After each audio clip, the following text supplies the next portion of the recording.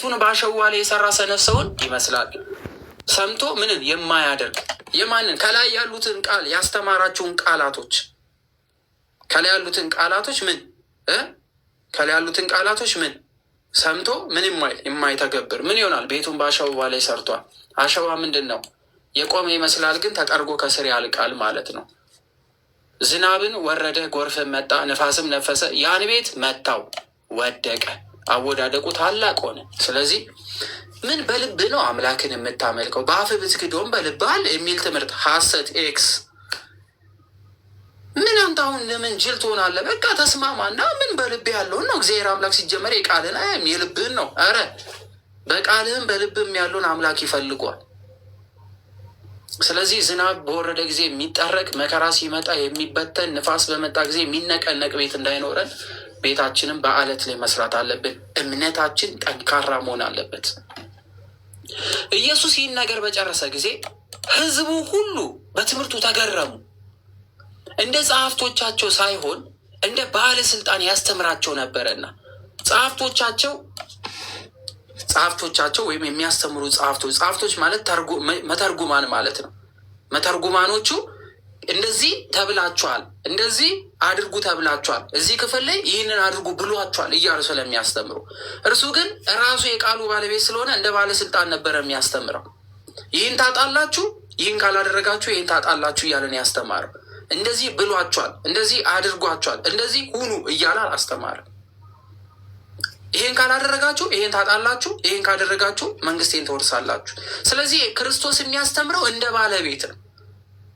ስለዚህ እንደ ባለቤት ስለሚያስተምር ይህን ትምህርት የሰሙ ህዝቡ ሁሉ ተገረሙና እንደ ጸሐፍቶቻቸው ሳይሆን እንደ ባለስልጣን ያስተምራቸው ነበረ። ራሱ የስልጣን ባለቤት መሆኑን ገለጠ ማለት ነው። አይገርምም? እውነተኛ አምላክ እውነተኛ ጌታ ስለሆነ። ስለዚህ የማቴዎስ ወንጌል ላይ ምዕራፍ 7 አትፍረዱ፣ ዋና ዋና ነጥቦች አትፍረዱ፣ ይፈረድባቸዋል፣ ግንድናችሁ እውነተኛ ፍሬ አፍሩ፣ ራሳችሁን ከተኩሎች ጠብቁ፣ የበግ ለምድ ከለበሱ። ስለዚህ እውነተኛ የሆነ ፍሬ እንድታፈሩ ጣሩ፣ ቤታችሁን በአለት ላይ ስሩ፣ እምነታችሁ የጸና ይሁን። አምላኬ አምላኬ የሚለኝ ጌታዬ ጌታዬ የሚለኝ ታምር ያደረገ ድንቅ ነገር አድርገናል በስም የሚሉ ሁሉ መንግስቴን አይወርሱም። እውነተኛዋ መንገድ ጠባብ ናት፣ የሐሰተኛዋ መንገድ ሰፊ ናት። ጠባቧ መንገድ የሚመርጥ የህይወት መንገድ ነው፣ ሰፊዋን መንገድ የሚመርጥ ግን ሞት አለበት እያለ ክርስቶስ ነግሮን ምዕራፍ 7 የማቴዎስ ወንጌል ላይ ይጠቀልለዋል ማለት ነው። የማቴዎስ ወንጌል ምዕራፍ 8 የማቴዎስ ወንጌል ምዕራፍ 8 ይሄ ሁሉ ትምህርቱ የምን ነበረ? የተራራው ስብከት ነበረ። ከተራራም ከወረደ በኋላ የመጨረሻ ምዕራፍ ነው። ለዛሬ ከተራራም ከወረደ በኋላ ከተራራም በወረደ ጊዜ ህዝቡ ሁሉ ተከተሉት። እነሆም ለምጻም ቀርቦ፣ ለምጻም የሆነ ሰው፣ ለምጽ ማለት ቆዳ ተመቶ ማለት ነው። የኃጢአት መገለጫ ነው ለኦሪቷ። እሺ፣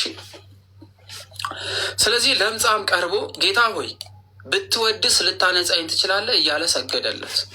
ልክ ትምህርቱን ጨርሶ ሲወርድ በለምጽ የተመታው ሰው ብትወድስ ልታነጻኝ ትችላለህ እያለ ሰገደለት። ፍቃድ ከሆነ እኔን የማዳን እኔን የማንጻት እኔን ንጹሕ የማድረግ ፍቃድ ያንተ ነውና ፍቃድ ከሆነ አድነኝ ብሎ ፊቱ ሰገደለት። እጁንም ዘርግቶ ዳሰሰውና እወዳለው ንጻ አለው። እኛ እንጠይቅ እንጂ ፍቃዱ የእግዚአብሔር ሁሌም ነው። እኛ ለመንጻት ከጣረን፣ እኛ ኃጢአታችንን ተናዘን የእግዚአብሔር መሆን በፈለግን ቁጥር እጁን የሚዘረጋ እውነተኛ አባት ነው። እውነተኛ አፍቃሪ፣ እውነተኛ የሆነ ማሪ፣ እውነተኛ የሆነ ጊዜ አይቶ የማይከዳ፣ ጊዜ አይቶ የማይመርጥ፣ ፊት አይቶ የማያዳላ ነው። ስለዚህ እጁን ዘርግቶ ዳሰሰውና እወዳለው ንጻ አለው። ወዲያውኑም ለምጹ ነጻ፣ ዳነ ማለት ነው። ኢየሱስም ለማንም እንዳትናገር ተጠንቀቅ አለው። አሁን ብዙ ሰው ግራ የሚጋባበት ክፍል ለምንድን ነው ለብዙ ሰው አትናገሩ የሚለው? ከዚህ በኋላ ይህን ቃል እየደጋገምን ስለምንሰማ ለምን ይመስላችኋል? እስኪ ከስር ጻፉልኝ እንድትሳተፉ። ዛሬ ትንሽ አላሳተፍኳችሁ ምናምን። ስለዚህ እንድትሳተፉ። ለማንም እንዳትናገር ተጠንቀቅ ለምን አለው? አድኖታል፣ ፈቅዷል። ካዳነው በኋላ ግን ይህን ትእዛዝ ሰጥቶታል። ለምን እንዳትናገር አለው? ስለሚፈራ ወይስ ብዙ ሰው ይበዛብኛል ብሎ ለምን ይመስላችኋል? ጊዜው ስላልደረሰ። ዲ&ኬ እሺ፣ ፎሎ ልመልስ በዚሁ አጋጣሚ። እሺ ፈይሴ ጎበስ፣ ቃሊ አሪፍ፣ ሮዚ ጎበስ ጎበስ። አይ ራሱን ሊያካ እንዲያሳይ አይደለም። መልሱ ምንድን ነው? ጊዜው አልደረሰምና። የምን ጊዜው ነው ያልደረሰው? የምን ጊዜው ነው ያልደረሰው? ጊዜው አልደረሰም ሲባል ምን የምን ጊዜው የምን ጊዜ ይመስላችኋል? ተሳተፉ ተሳተፉ ተሳተፉ። የምን ጊዜው ነው? የመስቀል አይደለም፣ የመሞቻው አይደለም፣ ክብሩን የሚገልጥበት ማለት ነው። ትክክል፣ ክብሩን የሚገልጥበት። እሺ ለምን ብትሉ ይሄ ሰው ምን አድርጌን ያለው? ልታነጻኝ ትችላለህ ነው ያለው። እያያችሁት ሰዎችን ከዘላለማዊ ኃጢአት ንጹህ ማድረግ የሚችል ማን ነው? ሰው ነው ወይንስ አምላክ? ከዘላለማዊ ኃጢአት ንጹህ ማድረግ የሚችል ኃጢአትን ሁሉ ይቅር ማለት የሚችል ማን ነው? ሰው ወይንስ አምላክ? ሰው ወይስ አምላክ? መልሱልኝ። የዘላለም የሆነ ኃጢአትን መማር የሚችል የሰው ልጅ ነው ወይንስ አምላክ? አምላክ ነው። ይሄ ምንድን ነው? አምላክ። ምክንያቱም የሰውን ኃጢአት ሁሉ ይቅር ማለት የሚችል አምላክ ነው። ስለዚህ ጌታችን መድኃኒታችን ኢየሱስ ክርስቶስ ግን አምላክ ብቻ አይደለም፣ ደግሞ ምንም ጭምር ነው፣ ሰውም ነው። አምላክና ሰው አይደለም፣ አምላክም ሰውም ነው። ሰውነትን ከመለኮት መለኮትን ከሰውነቱ ሳይነጥል በተዋህዶ ሰው የሆነ አምላክ ነው። ሰው የሆነ አምላክ ነው። ይህን ደግሞ በምኑ አድርጎታልና? በስጋው። ይህንን ኃጢአት ይቅር ሲል ለምጹን ሲያነጻው በምንድን ነው ያደረገው? ሁላችሁም ጻፉት እስኪ። በምኑ አድርጎታል? ይሄንን ከለምጽ ሲያነጻው፣ ከኃጢአት ሲያነጻው ከምንድን ነው ያነጻው? በምኑ ነው? በስጋው። በስጋው። ስለዚህ ሰይጣን እየፈለገ ነው። ማን ነው ይሄ ኃጢአትን ይቅር የሚል ለምጻምን የሚያነጻ በደለኞችን ሁሉ ይቅር የሚል የሚምር ማን ነው እያለ እየጠየቀ ነው። ጊዜው ሳይደርስ፣ ለአዳም የገባው ጊዜ ሳይደርስ ክርስቶስን እንዳይገሉት ነው። ምክንያቱም በስጋው የሚሞት ስለሆነ ያለ ጊዜው እንዳይሞት ምን አለ? ያቺ ሰው ልጆችን ሁሉ የማድንበት መለኮታዊ ክብሬን የምገልጥባት ሰዓት ጊዜዋ ገና ነው ሲል ምን አለ ማለት ነው? ለማንም እንዳትናገር አለ። ለማንም እንዳትናገር ተጠንቀቅ፣ ጊዜው ገና ስለሆነ። ነገር ግን ሄደ ራስህን ለምን አሳይ አለ? ለካህን አሳይ። ጌታ ኢየሱስ ክርስቶስ ብቻ ይቅር ያለው በቂ አልነበረ? እርሱ ይቅር ያለው ከለምጽ አንጽቶታል፣ ንጹሕ ሆኗል። ስለዚህ ክርስቶስ ብቻ በቂ ቢሆን ኖሮ ሰው ራስህን ለካህን አሳይ ማለት ያስፈልገው ነበር? በቂ አልነበረ? ራሱ ከለምጽ አንጽቶት አይደለም? ከነበረበት በደል ንጹሕ ሆኖ አይደለም? ስለዚህ ራስህን ለካህን አሳይ ብሎ በአዲስ ኪዳን ክርስቶስ መናገር ለምን አስፈለገው? ለምን አስፈለገው? ስርዓትን ሲሰራልን የሰው ልጆች ሁሉ በአምላክ ፊት ብቁ ብንሆንም ነገር ግን ራሳችንን ለካህን እናሳይ ዘንድ ስርዓትን ሲሰራልን ንስሐን እንዲገባ ስልጣነ ክህነትን ስራዋን ምን ሲል ሲሰራት እነርሱ ይቅር ያሉትን እርሱ ይቅር ስለሚል እነሱ ኃጢአታቸውን የያዙባቸውን እሱ ስለሚይዝባቸው ምድራዊ የሆነችን ስልጣን ምን ሲያደርግ ምድራዊ የሆነችን ስልጣን እርሱ ስለሚያከብራት። ስለዚህ ምን አለ? ራስህን ለካህን አሳይ አለ። ለእነርሱም ምስክር እንዲሆን ሙሴ ያዘዘውን መባ አቅርብ አለው። አይገርምም? ሙሴ ያዘዘውን መባ አቅርብ ለእነሱ ምን ይሆን? ምስክር እንዲሆን። ይህንን ባያደርግስ ግን ሕግ ሻረ ይሉት ስለነበር እርሱ የመጣው ሕግን ሊጠብቅ ሳይሆን ሕግን ሊሽር ነው። እግዚአብሔር አምላክ የሰጠውን ያከበረውን ክህነት አናንቆታል። የቤተ መቅደሱንም ክብር ንቆታል፣ መባውንም አቃሎታል ብለው በሰውነቱ ይፈርዱበታልና ምን አለ ክርስቶስ? ከሕግ በታች ሆኖ ሕግን ጠበቀ። አይገርምም? እውነተኛ ሊቀ ካህን ሆኖ ሳለ ምድራዊ ለሆኑ ካህናት ስልጣንን ሰጠ። ስለዚህ የምድራዊውን ስልጣን እግዚአብሔር አምላክ እንዳልነቀው በዚህ በኩል አስተማረ። ወደ ቅፍርናሆም በገባ ጊዜ የመቶ አለቃው ወደ እርሱ ቀርቦ ጌታ ሆይ ብላቴናዬ ሽባ ሆኖ እጅግ እየተሰቃየ በቤት ተኝቷል ብሎ ለመነው። ምን ሆኖ?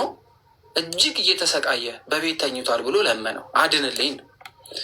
ኢየሱስም እኔ መጥቼ እፈውሰዋለሁ አለው። የመቶ አለቃውም መልሶ ጌታዬ ሆይ በቤቴ ጣራ ከታች ልትገባ አይገባኝም አለ። ለምን ይመስላችኋል? ለምን ይመስላችኋል? ኃጢአተኛ ስለሆነ፣ የቤቱ ጣራ ለጌታ ብቁ ስላልሆነ፣ ቤቴ የቆሸሸ ነው ስላለ፣ አንተ ልትገባበት የሚገባ ቤት አይደለም ብሎ ራሱን በአምላክ ፊት ምን ስላደረገ? ዝቅ ስላደረገ። አምላኬ አንተ ወደ እኔ ቤት ትገባ ዘንድ የእኔ ቤት ለአንተ ምን አይደለም? ብቁ አይደለም። ስለዚህ ምን አለ?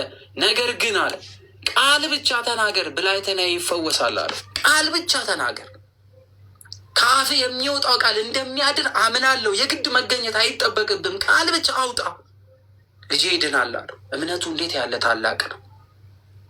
የግድ መምጣት፣ ወደ ቤቴ ጣራ ስር መግባት አይገባም። ቤቴ ብቁ አይደለም፣ ለአንተ ንጹህ አይደለም፣ አንተ ንጹህ ነህ። ስለዚህ ቃልህ በቂ ነው አለው።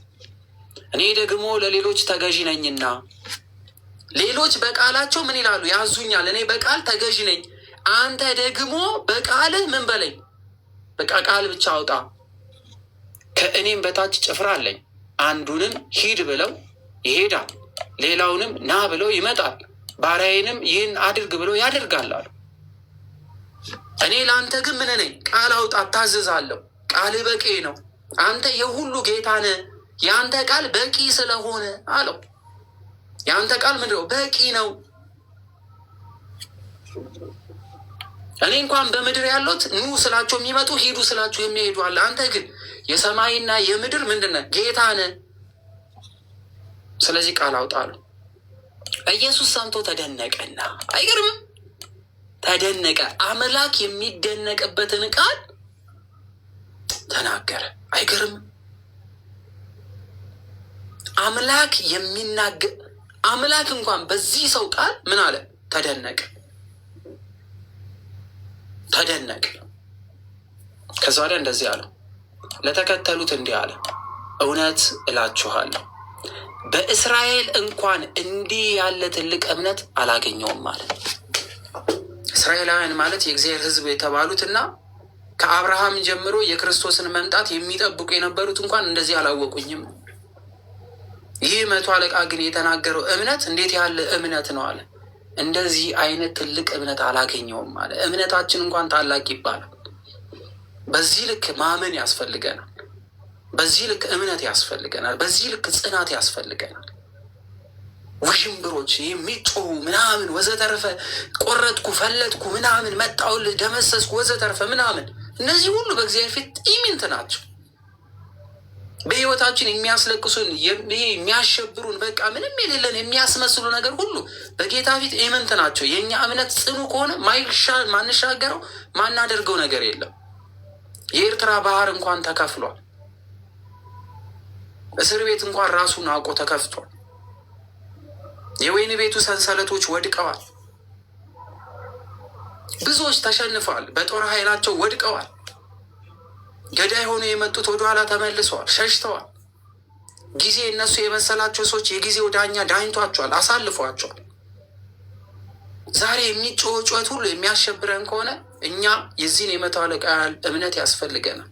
እርሱ አለ፣ እውነተኛ ዳኛ አለ፣ እውነተኛ ፈራጅ አለ። እርሱ ለዘለዓለም እኛ በእምነት ከጸናን ሁሌ የሚያሻግረን፣ ሞት እንኳን ቢመጣ አሻግሮን በሕይወት የሚያቆየን አምላክ አለ የማለት ጸጋ ሊኖረን ይገባል። ይሄ ደግሞ ዛሬም በኦርቶዶክሳውያን አማኞች ክርስቶስን ባመኑት ሁሉ ሊኖር የሚገባ የጸና እምነት ነው። ስለዚህ እንዲህ ያለ ትልቅ እምነት አላገኘውም ብሎ ክርስቶስ መሰከረ። እግዚአብሔር አምላክ እንደዚህ የሚመሰክርልን እምነት ይኑረን። በሞት ውስጥም በሕይወት ውስጥም በማግኘትም በማጣት ውስጥም እንደዚህ ያለ እምነት እግዚአብሔር አምላክ በልባችን ያኑርልን እላችኋለሁ አለ ጌታ ኢየሱስ ክርስቶስ። ብዙዎች ከምስራቅና ከምዕራብ ይመጣሉ፣ ከአብርሃምና ከይስሐቅ ከያዕቆብም ጋር በመንግሥተ ሰማያት ይቀመጣሉ። የመንግስት ልጆች ግን በውጪ ወዳለው ጨለማ ይጣላሉ፣ በዚያ ልቅሶና ጥርስ ማፋጨት ይሆናል አለ። የአብርሃም ልጆች የነበሩ፣ የይስሐቅ ልጆች የነበሩ፣ የያዕቆብ ልጆች የነበሩ የመንግስት ልጆች ተብሎ ይጠራሉ። እነርሱ ባላመኑት ቁጥር ግን ብዙዎች ከምስራቅና ከምዕራብ ይመጣሉ አለ። ለእስራኤል ሕዝብ እግዚአብሔር አምላክ ለአባቶቻቸው የገባውን ቃል ሊፈጽም ቢመጣም አልተቀበሉትምና አላወቁትምና የዚህን መንግስት ወራሾች ብዙዎች ከውጭ የሚመጡ እንደሆነ ይነግራቸዋል። የመንግስት ልጆች ግን በውጭ ወደ ጨለማ ይጣላሉ። በውጭ ወዳለው ጨለማ ይጣላሉ። የመንግስት ልጆች የሚላቸው የአብርሃም ልጆች ነን፣ እኛ ከአብርሃም ጀምሮ ቃል ኪዳን ያለን ነን፣ እኛ የሙሴን ሕግ የምንጠብቅ ነን፣ እኛ የእግዚአብሔር ልጆች ነን የሚሉት አላወቁትምና የመንግስት ልጆች ይባላሉ። በውጭ ወደ ጨለማ ይጣላሉ። በዚያ ልቅሶና ጥርስ ማፋጨት ይሆናል። ለምን? ኢየሱስ ለመቶ አለቃው አለ፣ ሂድና እንዳመንክ ይሁንልህ አለው። ሂድ እንዳመንክ ምን ይበል ይሁንልህ። እንደ እምነታችን እንዲሆን ጠንካራ እምነት እግዚአብሔር አምላክ ይስጠን። እንደ እምነታችን ከሆነ የተሰነዘረ ይታጠፋል፣ ከፊት የማንሻገረውን ይከፍላል። አበቃላችሁ ሲባል መንገድ ይጨምራል። ህይወት የላቸውም ሲል ህይወት ይቀጥላል። ወደቁ ሲባል ያነሳናል። ብርሃናቸው ጨለመ ሲል ብርሃን ይሆነናል። እኛ እምነት ብቻ ይኑረን። እምነት ካለን የማንወድቅ፣ የማንፈራ፣ የማንመለስ፣ የማንሸሽ፣ የማንሮጥ እንሆናለን። አሁን ትንሽ እምነታችንን ለማጥፋት ውስጣችን ያለው እምነት ለማጉደል ዓለም የፈለገውን ያህል እየጣረን ያለው ያችን እምነት ግን እንያዛት። መጽሐፍ ቅዱስ ላይ ያለችዋል። ብላቴናውም በዚያን ሰዓት ተፈወሰ። ልክ ይህን ቃል ክርስቶስ ሂድ እንዳመንክ ይሁንልህ ሲል ብላቴናው ተፈወሰ። በዛችሁ ሰዓት ኢየሱስ ወደ ጴጥሮስ ቤት ገብቶ አማቱን በንዳድ ታማ ተኝታ አያት። ወደ ጴጥሮስ ቤት ሲገባ አማቱ በንዳድ ታማ አገኛት። ንዳድ ማለት የቆዳ ቁስል ማለት ነው። እጇንም ዳሰሰ፣ ንዳዱም ለቀቃት። ተነስታም አገለገለቻቸው። ምግብ ሰራች፣ ብዙ ነገር። በመሸም ጊዜ አጋንንት ያደረባቸው ብዙዎች ወደ እርሱ አመጡ። ሰሙ ዝናው። ክርስቶስ ባለበት ቦታ ሁሉ ያለ ቤት ይከብራል። ክርስቶስን በቤታችን ስንይዝ ቤታችን ይሞላል። ድንቅ ተአምራት ይደረግባቸዋል። ያለው የጴጥሮስ አማት ቤት ውስጥ ነው። ነገር ግን ቤቱ የተባረከ ሆነ። ለምን? ክርስቶስ አለበታ። ክርስቶስ የሌለበት ቤት ባዶ ነው። ክርስቶስ ካለ ግን ሁሉም ነገር ድንቅ ይሰራበታል። ትልልቅ ተአምራት ይደረጋሉ። ስለዚህ በመሸ ጊዜ አጋንንት ያደረባቸው ብዙ ሰዎች ወደ እርሱ አመጡ። በነቢዩ በኢሳይያስ ትንቢት ተነግሮ ስለነበረ ምን ይላል? እርሱ ድካማችንን ተቀበለ ደዌያችንንም ተሸከመ የተባለው ይፈጸም ዘንድ መናፍስት በቃሉ አወጣ፣ የታመሙትንም ሁሉ ፈወሳቸው። በነገራችን ላይ እዚህ ላይ አንድ ነገር ልንገራችሁ። በጌታ በኢየሱስ ክርስቶስ ስም ውጣ ሲባል አልወጣም፣ በማርያም ውጣ እወጣለሁ፣ ማርያምን አትጥራ የሚል ከሰማችሁ አጭበርባሪ ይበሉት። ሌባ አጭበርባሪ ነው። ሰውየውን ይዞ መግረፍ ነው እንደዚህ የሚለው። እኔ ከኢየሱስ ከሚለው ቃል ይልቅ ሚካኤል የሚለው ያስፈራኛል ካለ ሌባ በሉት። አሁንም እያጭበረበረ። ከስሞች ሁሉ በላይ የሆነ ስም የጌታ ስም፣ ከስሞች ሁሉ በላይ የሆነ ስም የክርስቶስ ስም ነው። ይህም መለየት አለብን። በየጸበል ቦታ የምናያቸው ነገሮች የሚያስቁ አሉ። እውነተኛ ወንጌል የማይሰበክባቸው፣ የሰዎች ክብር የሚገለጥባቸው፣ ክብራቸውን ለመግለጥ የሚሯራጡ አጥማቂዎች የሞሉበት፣ ከክርስቶስ ክብር ይልቅ ሌሎቹን ክብር ከፍ አድርጎ ለማሳየት የሚጥሩ ድራማ ሰሪዎች፣ የድራማ ሰዎች የሚባሉ አሉ። ማን የጌታን ስም ጠርቶ ከፊቱ የሚቆም ዓለምን ሁሉ ያጸና የኢየሱስ ክርስቶስን ቃል ተጠርቶ ፌክ ድራማ የሚጫወቱ ለቃላቸው የማያፍሩ፣ እኔ የማርያምን ስም ከምትጠሩብኝ የኢየሱስን ደጋግማችሁ ብትጠሩ ይሻለኛል። ሌባ በሉት። እውነተኛ በሆነችዋ በክርስቶስ በመሰረታት ቤተ ክርስቲያን ውስጥ የለም ይሄ ሰው። እየዋሸን ወንጌል የሚማር ሰው ያውቅ። የትኛው ስም? እመቤታችንስ ብትሆን የልጇን ስም እንዴት እንደምታከብረው መጽሐፍ ቅዱስ አላነበብም? እኔ ለጌታ ባሪያ የመሆን አላለችም? መድኃኒቴ አላለችው? መድኃኒቷን አይደል የወለደችው? ፈጣሪዋን አይደል እንደ የወለደችው? ይሄ ስም ከእሷ ስም በላይ አይደለም አይደለም? ስለዚህ እንደነዚህ አይነት አጭበርባሪ፣ ውሸታም፣ ገንዘብ ፈላጊ፣ በምድር ላይ ሸዋሿ የሚሰሩ እንደነዚህ አይነት ሰዎችን አትመኑ። ራሳችሁን ጠብቁ። የጌታ ቃል የጌታ ስም ታላቅ ስለሆነ ስለዚህ የታመሙት ሁሉ በክርስቶስ ምን ይሉ ነበር? ይፈወሱ ነበር። ኢየሱስ ብዙ ሰዎች ሲከቡት አይቶ ወደ ማዶ እንዲሻገሩ አዘዘ። ብዙዎች ከበቡት።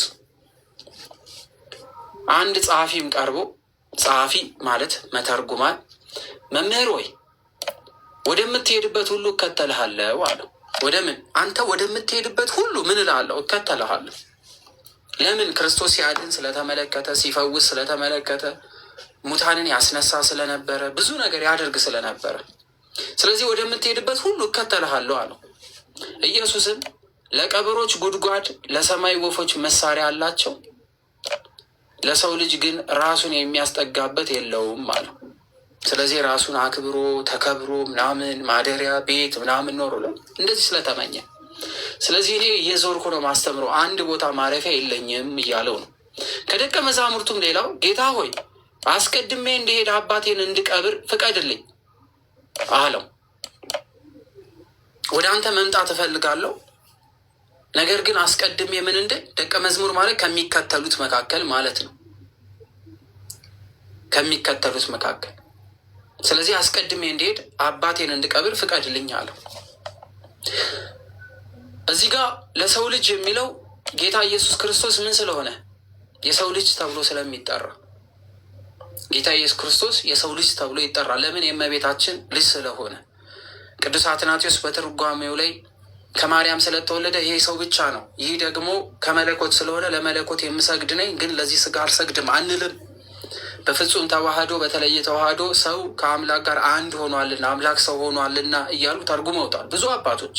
እነ ባሲሊዮስን ማየት እንችላለን፣ እነ ቅዱስ ዮሐንስ አፈወርቅን፣ ሌሎችም አባቶች በትርጓሜያቸው ላይ በደንብ አድርገው ተናግሯል።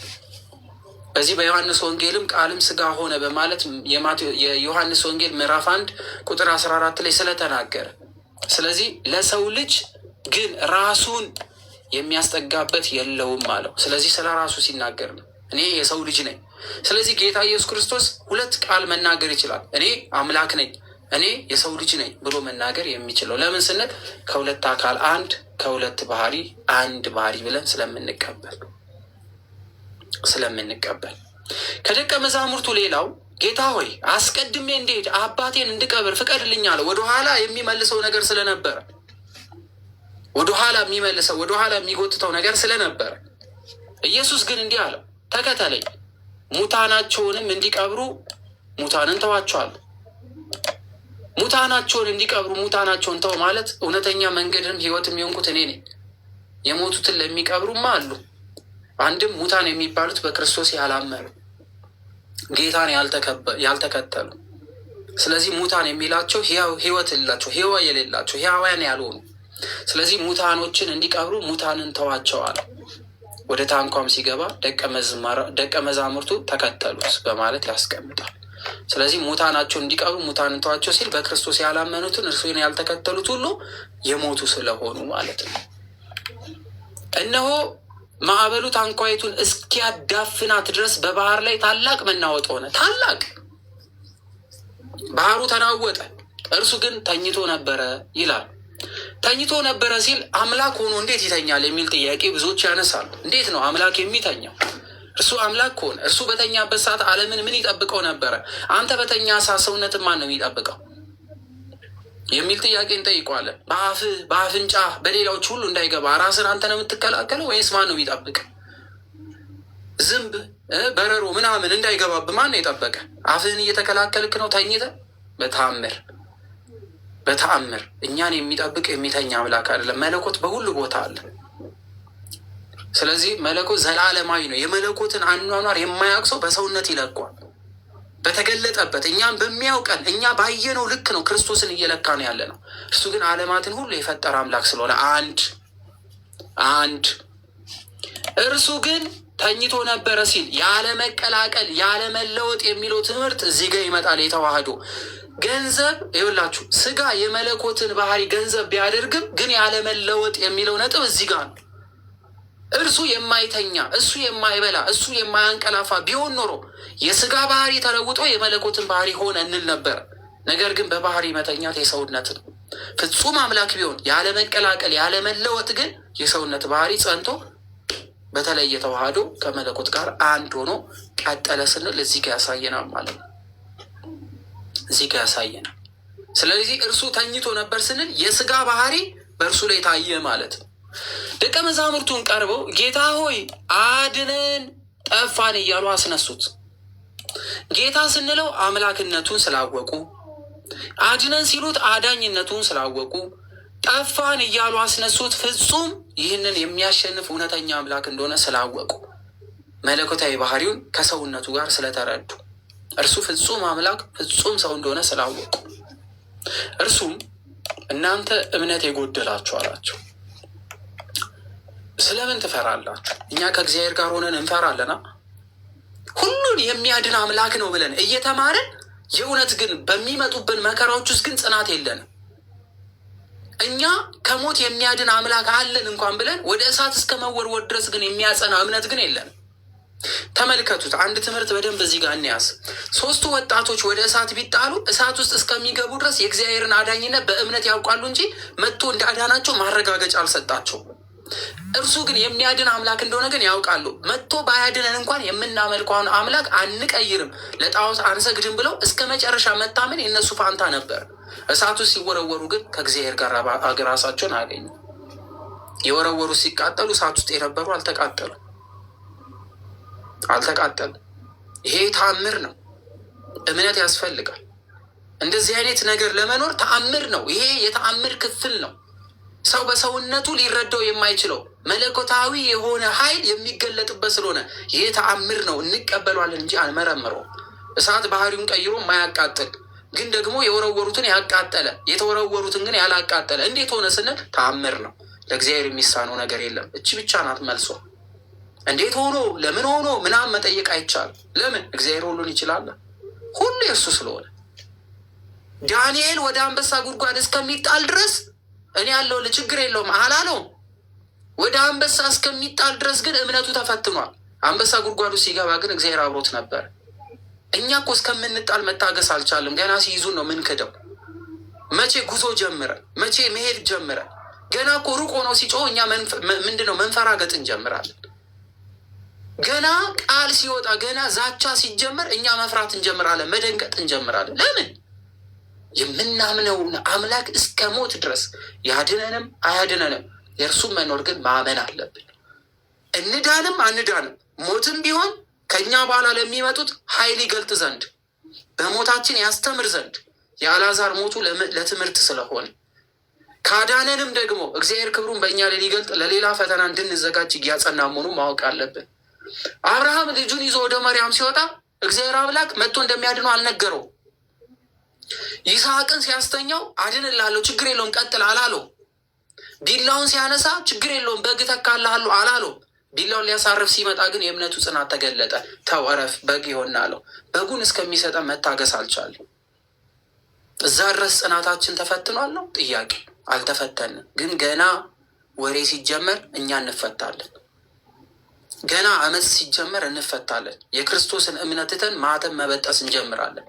እኔ እኮ ለማስመሰል ነው ያልኩት ምናምን እንላለን። በእምነት የጸና መሆን አለብን። እግዚአብሔር አምላክ ይርዳል። እዛ ድረስ ነው እምነታችን ጠንካራ መሆን ያለበት። ይሄ ጊዜያዊ የሆነ ታይታዎች ምናምን ፉከራዎች ምናምን የሶሻል ሚዲያው ላይ ይሄ ምንድን ነው ከግድግዳ ጀርባና ከግድግዳ ፊት ያሉ ጩኸቶችን መለማመድ የለብንም። የእውነት ይሄ ሶሻል ሚዲያ ስለሆነ በስክሪኑ ወጥቶ የሚያገኘኝ ሰው የለም ብዬ መጮህ አይደለም ያለብኝ። ከስክሪኑ ባሻገርም በህይወቴ ቢመጣ ለክርስቶስ መታመኔ ማረጋገጥ መቻል ስላለብን፣ ይሄ ደግሞ ጸጋ ያስፈልጓል። እግዚአብሔር አምላክ እንድንበረታ እንዳንክደው የአባቶቻችንን እምነት ለሁላችን ይስጠን። ከዚህ በኋላ ተነስቶ ንፋሱንና ባህሩን ገሰጸው። ዝም እስከሚያስብለው ያስፈራ ነበረ። ዝም ሲያስብለው ግን ጸጥ ይላል። ምንም ጩኸት እግዚአብሔር ዝም ስላለ ነው የሚጮኸው። ይሄ ማመን አለብን። ምንም ነገር ቢደረግ እግዚአብሔር ጸጥ ብሎ እያየ ስለሆነ ነው እየሆነ ያለው። ቤተክርስቲያን ቢቃጠል እርሱ ስለፈቀደ ነው። ምክንያት ውስጥ ራሱ እንኳን ተሰቅሎ አይደለ እንዴ? ዛሬ ሰዎች ቢገደሉ ጸጥ ያለው እርሱ ስላለ ነው። ራሱ እንኳን ተገሎ አይደለ እንዴ? ዛሬ በመቃብር ቢያኖሩን እርሱ ዝም ያለው እርሱ በመቃብር ስላደረ አይደለም። ነገር ግን እኮ እንደዛ ሆኖ አይቀርም። ትንሣኤ የሚባል ቀንም አለ። የገደሉም አፍረዋል፣ የሰቀሉም አፍረዋል፣ የዛቱም አፍረዋል፣ ራቁቱ ላይ የዘበቱበትም አፍረዋል፣ ምራቅ የተፉትም አፍረዋል። ድል አድራጊው ክርስቶስ ነበረ፣ እነሱ ግን አፈሩ። ዛሬ የሚጮኸው ሁሉ ያፍራል። እኛ ግን አርብ ላይ ቆመን ሰንበትን እናስብ። ሁሌ ለሞት ስንዘጋጅ፣ ሁሌ ሰው ሲዝቱብን አርብ ላይ ነው ያለ ነው። ትንሣኤ የሚባል እሁድ አለን ብለን ማሰብ አለብን። ስለዚህ ይቺ የአርብ ቀን መከራ ታላቅ ብትሆንም እሷን መጠበቅ አለብን። ስለዚህ ታላቅ ጸጥታ ሆነ። ጸጥ በላሉት ንፋስና ባህሩን ዝም አለ።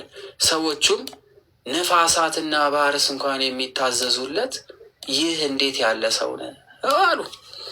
ይህ ሰው ብቻ አይደለም፣ ንፋስ ረቂቅ ነው። ባህር እንኳን ጆሮ እንዳለው እንኳን አያውቁም። ነገር ግን ባህሩም ሰማ፣ ንፋሱም ጸጥ አለ። ዝም በል ሲለው ዝም አለ፣ ታዘዙት። እረ ይሄ ንፋሳትና ባህር የሚታዘዙት እንዴት ያለ ሰው ነው አሉ። ሰው ብቻ አይደለም፣ እርሱ ምንድን ነው? አምላክ ነው። ፍጥረታት ሁሉ የሚታዘዙት በቃሉ ተፈጥሯል። ዝም ሲሉ እንዴት ዝም አይሉ? ጸጥ በሉ ሲላቸው እንዴት ጸጥ አይሉ? እርሱ የእውነት አምላክ ነው። ስለዚህ እንዴት ያለ ሰው ነው እያሉ ተደነቁ። ወደ ማዶም ወደ ጌርጌሳኗን አገር በመጣ ጊዜ አጋንንት ያደሩባቸው ሁሉ 2 ሰዎች ከመቃብር ወጥተው ተገናኙት። እነርሱም ሰው በዚያ መንገድ ማለፍ እስኪሳነው ድረስ እጅግ ክፎች ነበሩ። በነገራችን ላይ ትርጓሜ ብሎ ሲገልጥ እነዚህ በሰንሰለት ታስረው ሰንሰለት የሚበጥሱ እጅግ በጣም አስፈሪ የትኛውም አካል የሆነ ወደዚች ከተማ አይገባም ነበር። የትኛውም የሆነ አካል ወደዚች ከተማ መግባት አይችልም ደፍሮ። እነዚህ አጋንንት ያደረባቸው ሰው እንዳይገባ ያደርጉ ነበር። እነሆም ኢየሱስ ሆይ አሉት፣ የእግዚአብሔር ልጅ ከአንተ ጋር ምን አለን? ጊዜው ሳይደርስ ልታሰቃየን ወደዚህ መጣ እያሉ ጮሁ። ምክንያቱም ክብሩ ኃይሉ ከሰውነት በላይ ስለሆነ ጊዜያችን ሳይደርስ ልታጠፋን፣ እኛ ከአንተ ጋር ምን አለን? ሰው እኛ ከአንተ ጋር ምን አለን የሚለው ቃል ምን ችግር አለብን? ምን አድርገንሃል? ስለዚህ ጊዜው አልደረሰም። እኛን የምታጠፋበት፣ እኛ ላይ የምትፈርድበት ጊዜ አልመጣም። ስለዚህ ጊዜያችን ሳይጠፋ ልታጠፋን መጣህብን ብለው ጮሁ። ከእነርሱም ርቆ የብዙ እሪያ መንጋ ይሰማራ ነበር፣ አሳማዎች ማለት ነው። አንዳንድ ሰው እንደዚህ እኮ መንፈስና አጋንንት አሳማዎች ስለገቡ ነው አትብሎ የተባለው ምናምን የሚል ትርጉም ይሰጣል። እንደዛ የሚባል ትምህርት የላትም። አጋንንት ስለገባበት ምናምን እንደዚህ የሚባል ትምህርት የለም። እሺ፣ በዚህ በኦሪቷ ሕግ ላይ የተከለከለ ስለሆነ እኛ የኢትዮጵያ ሀገሮች ደግሞ የኦሪትንም ሕግ አዲስ ኪዳንንም ያራመድን ሕግ የነበረን እንደ እስራኤላኖች ሕግ አብሮ የነበረን ስለነበረ እርሱን አስከትለን እንሄዳለን። ጳውሎስ ባስተማረው ትምህርት ሮሜ ላይ ስንገባ እናያለን። ሕግ ያለው እንደ ሕጉ ይኑር፣ ሕግ የሌለው ደግሞ በልብ ሕግ ይዳኛል ብሎ እንደተናገረው የሚበላም አይበላን የማይበላም የሚበላን አይናገር ብሎ ጳውሎስ በተረጎሙ ትርጓሜ ላይ በደንብ አድርገን ወደፊት እናየዋለን። መብላት ለምን ተከለከልን ምናምን የሚለውን ነገር ግን ግብፅ ኦሪየንታል ቤተክርስቲያን ስትሄዱ አሳማ ምናምን ይበላሉ። ሰው ስለበሉ ሄዳችሁ መውቀስ አትችሉም። እነሱ የአዲስ ኪዳን ክርስቲያን ስለሆኑ ከዛ በፊት ጣዖታትን የተለያዩ ነገር አምላኪ ነበሩ። እኛ ግንስ አልነበርንም። ማስረጃ አለ፣ ወደፊት እናየዋለን። ወደ ትምህርቱ እንመለስ። አጋንንቱም ታወጣንስ እንደሆነ ወደ እሪያው መንጋ ስደደን ብለው ለመኑት። እሺ አሁን አንድ ነገር እዚህ ጋር እዩ ጎበስ። ክርስቶስን ማረን ብለው የለመኑት እነማን ናቸው? ማረን ብለው የለመኑት አጋንንት ናቸው። ማረን ብለው የለመኑት ማን ናቸው? አጋንንት። አጋንንት ምን ምግባር አለው? ምንም የለውማ። ማረን አሉት ግን ከዛ ወዲያ ምን አሉት? ወደ መንጋው ስደደን ብለው ለመኑት።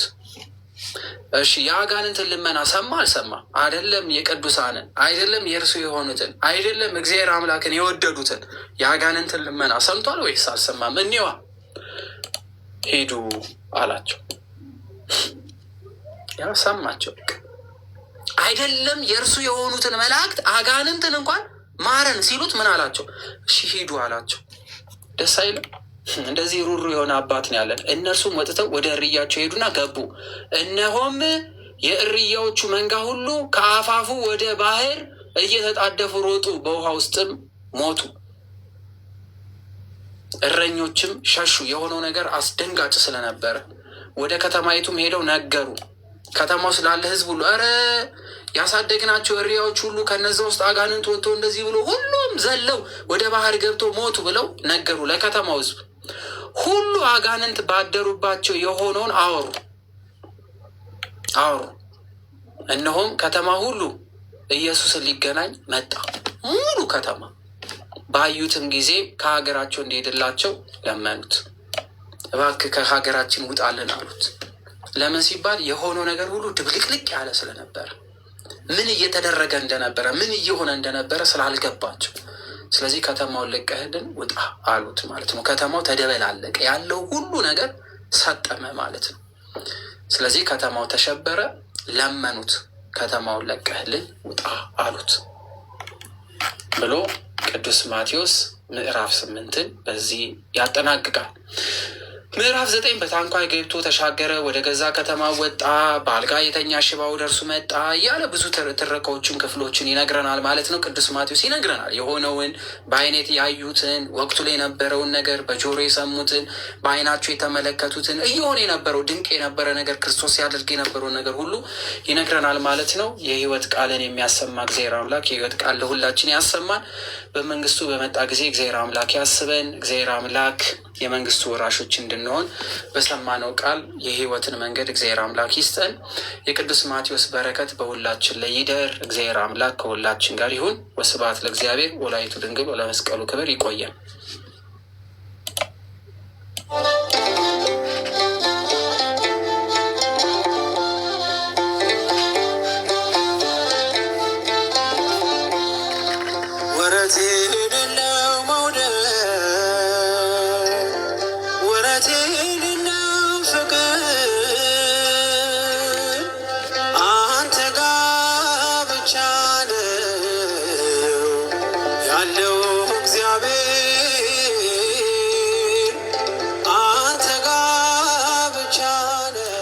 ወደ መዝሙሩ እንመለሳለን። እዚህ ቤት ያላችሁ ቤተሰቦቻችን አዳዲስ የመጣችሁም ካላችሁም ጠዋት